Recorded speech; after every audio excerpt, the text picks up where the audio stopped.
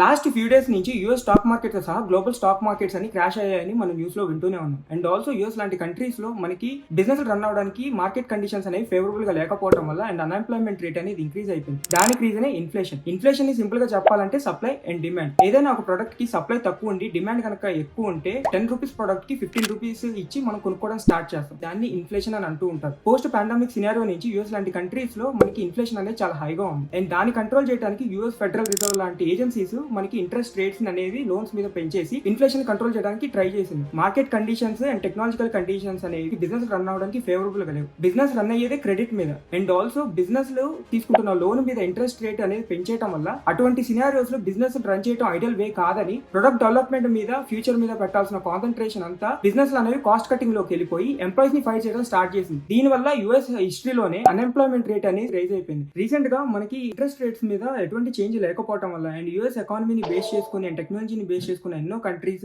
ఈ రోజు stock market crashes face చేస్తున్నాయన్న రీజన్ ఇదే.